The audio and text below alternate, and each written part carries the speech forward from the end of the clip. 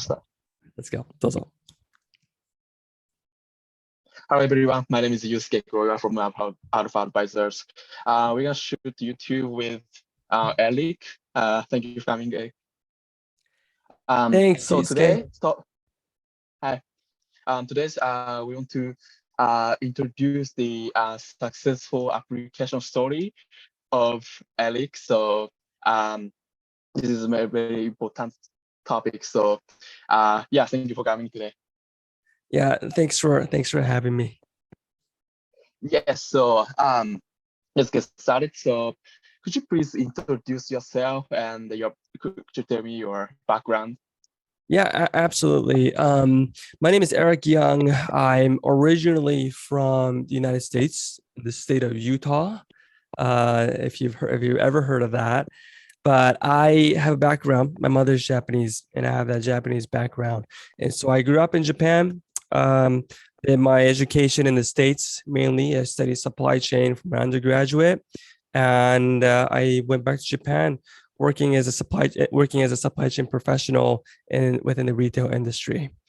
I had the opportunity to work with, because of the nature of supply chain and operations, I work closely with marketers in my company, and just was fascinated with the work of marketing and the pace and the deliverables that they would do. So I always had a goal to pursue my MBA, and so why not? I thought that changed my career towards marketing, as well as changed my career in an industry that was in the business of saving people's lives, which is the healthcare industry. As great as it was working in the retail industry, I just never had the passion waking up early in the morning, but thinking about selling $1,000 handbag to a rich person in Europe, right? And so I've always just wanted to be in the business of that would help someone's life or improve someone's life. And so I'm really glad that my MBA experience, I went to the University of Rochester Simon Business School for my MBA, and an excellent school, a very hidden gem, as I like to say. But it was thanks to that network and what the school had, as well as the preparation, I was able to land a summer internship at Johnson & Johnson as a marketing leadership development leader associate, and for full-time, which I just started this last week, began my employment with a pharmaceutical company called AstraZeneca as a commercial leadership associate, doing marketing work, essentially doing what I set out to do before pursuing my MBA. And now today I'm here. I also work as a Alpha advisor, and my hope today is that through my experience, that you, someone who's interested in pursuing an MBA, may get a hint or some sort of inspiration on your journey, and to be successful in your application and your post-MBA career. Right, great. Thank you. So yeah, as I said, I like to know again the why MBA and why States and why now. So could you tell me these topics? Excellent question. So my personal background, I come from and I'll be very brief. I come from a pretty poor family. See, my mother, my father only had high school education, and I had a really poor upbringing. So I've always felt education, what was key to get out of that cycle, that poverty cycle. And I was fortunate to have great mentors around me who's been in the business of finance, right? One of the person is my mentor is Takashi Wada, who worked as a HR general manager for Universal Studios Japan, who used to work in Frito-Lay over in the United States, or Robert Gay, who used to work in Bain and Company. I actually one of the earlier members of Bain and Company worked with Mitt Romney and those people. So those people that I was fortunate to be around with, and excellent businessmen, and they all had MBAs, right? Many of these leaders mentors that I had, all had MBAs, and all of them has encouraged me to pursue higher education. So they were a great influence to my decision to pursue an MBA. Now, I had a family. I have a family, my wife and three kids, and so going, quitting my job to pursue an MBA, it's a major decision, something that I'm sure many you or hopefully many people in the audience would know that it's not an easy decision to make, because quitting a job, you're giving up that salary, you're giving up that job security, the comfort, right? Health insurance, the possible promotions in a company, you're giving that all up. And so, but for me, I've always had the goal to get an MBA, and I wanted to change my career to a business that was it was in the business of helping people. So I think just with that combination, just a long career goal that I had, and great mentors and that influenced me greatly, and just determination, right? It was not easy to apply for an Exactly. MBA. Be prepared. The preparation process was not easy, but I felt that the timing, right? You asked the question, why now? The timing was the right time. I was I was turning 28, 28, 29 in terms of the average age. I was in the average age range, and it it was becoming harder and harder to go to an MBA as my kids grew up, because if as your kids growing up, it gets harder to go, an MBA abroad, because it gets more expensive, harder commitment. It's just overall hard. So my phase, my life phase, it was just the right time to go in 2020, and I felt that I was most prepared to go. And I was fortunate to be able to. I applied to a program, and I was fortunate to get into the school that I wanted to go. Right, great. Um, yeah, absolutely. The Alpha has many customer who has family and who has kids, and some people very it's difficult to decide they go to pursue the MBA. So I think this is a very great example for us. Thank you for that. So could you tell me your the application timeline and the difficulty of the application, and what did you face the challenges in the application? Absolutely. So the biggest challenge was that I was applying at the very last minute. Okay. Okay.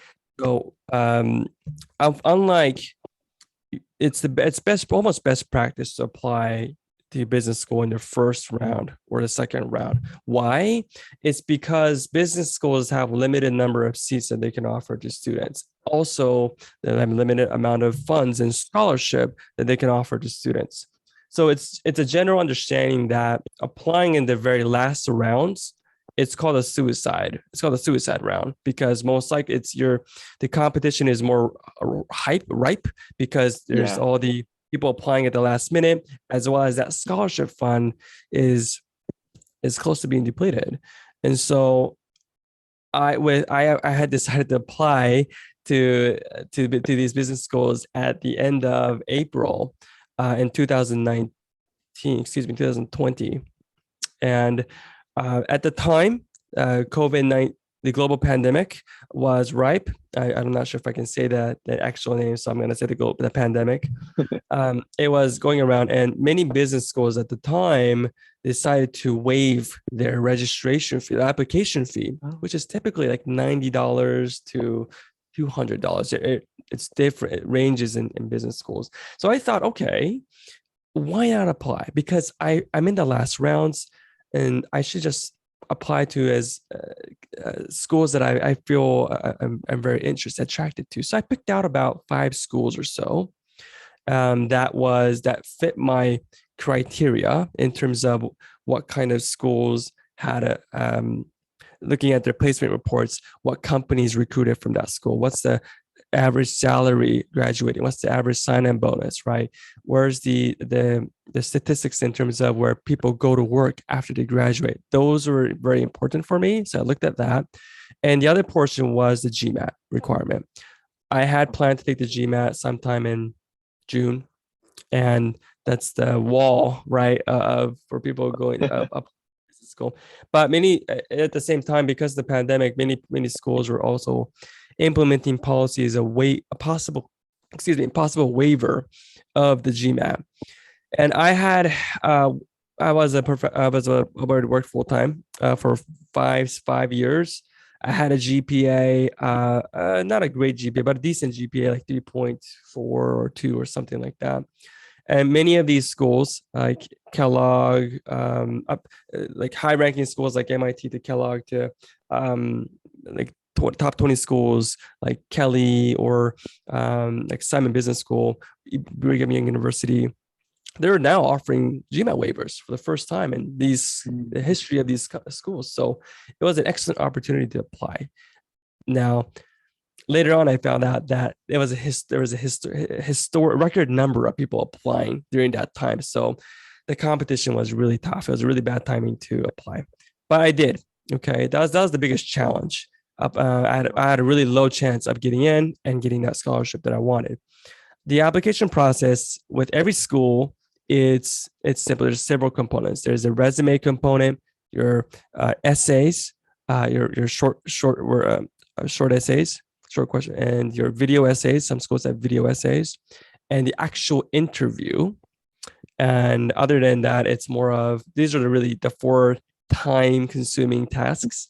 Other than that, it's letter recommendation, getting your college transcripts together. Actually, letter recommendation is kind of hard too. So 5 things.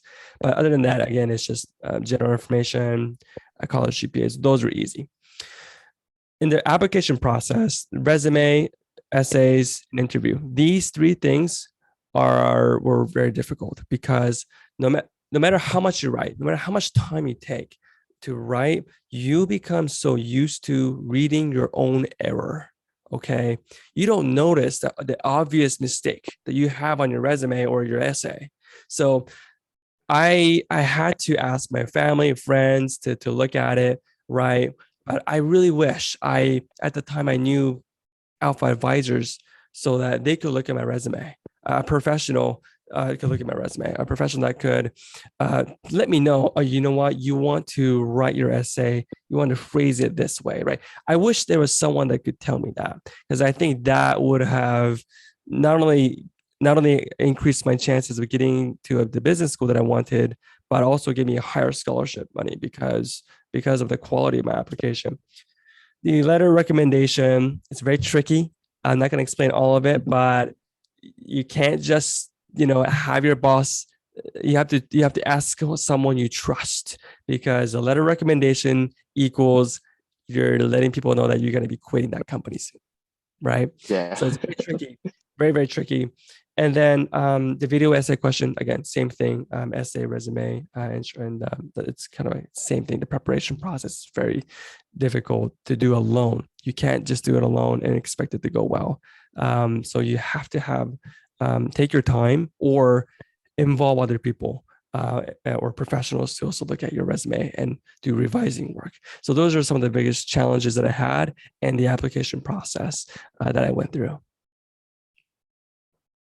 Right, great. Thank you for sharing the great experience. So I have another question. The last one is how do you feel? Could you share your feeling of the MBA life? And because you have a great opportunity like internship and Johnson & Johnson. And so could you tell me your MBA story and MBA life?